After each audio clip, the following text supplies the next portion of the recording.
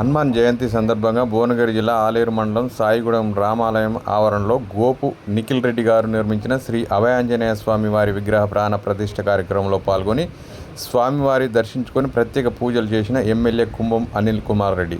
ఈ కార్యక్రమంలో భువనగిరి నియోజకవర్గ ప్రజలు, ఆలేరు నియోజకవర్గ ప్రజలు, ఆంజనేయ స్వామి భక్తులు పాల్గొన్నారు.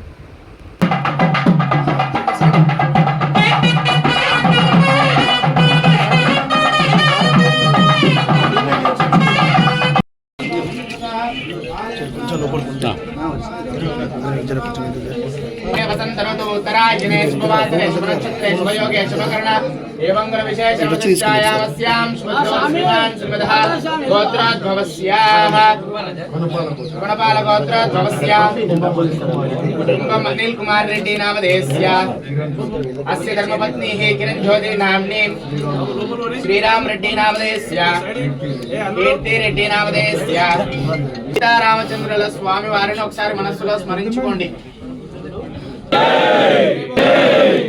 జై శ్రీరామ్, జై శ్రీరామ్, జై శ్రీరామ్, జై శ్రీరామ్.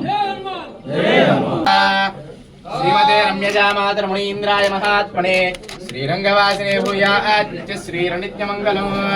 పుష్పం వేద పుష్పమావాన్ రజావాన్ పుష్పాన్ భవతి యోపమాయతనం వేద ఆయతనవాన్ భవతి. రోచనో రోచమానశ్చ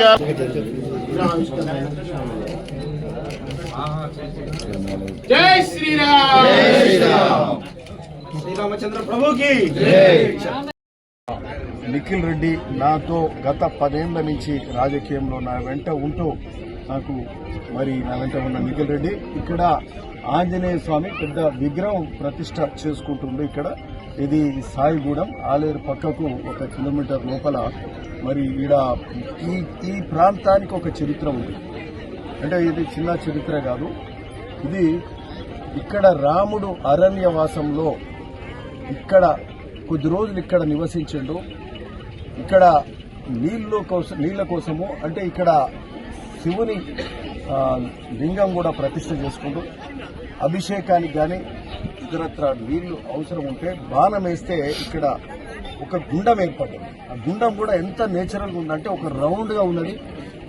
మొత్తం ఆ స్టోన్లా ఇట్లా మొత్తం ఒక బాయిలాగా ఉండి అది చూస్తే చాలా నేచురల్గా ఆ గుండం ఏర్పడ్డది. అది చూస్తుంటే ఎప్పుడు నీళ్లు ఉంటాయంట.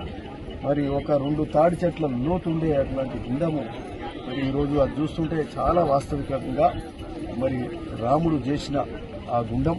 ఇక్కడ రాముడే స్వయంగా శివ లింగం కూడా ప్రతిష్ఠ చేసుకొని పూజ చేసుకొని మళ్ళా ఇక్కడి నుంచి ఇక్కడ జీడికల్లు పోయింది. ఇక్కడికి జీడికల్లు కూడా ఎంతో ప్రసిద్ధిగాంచిన ప్రాంతం.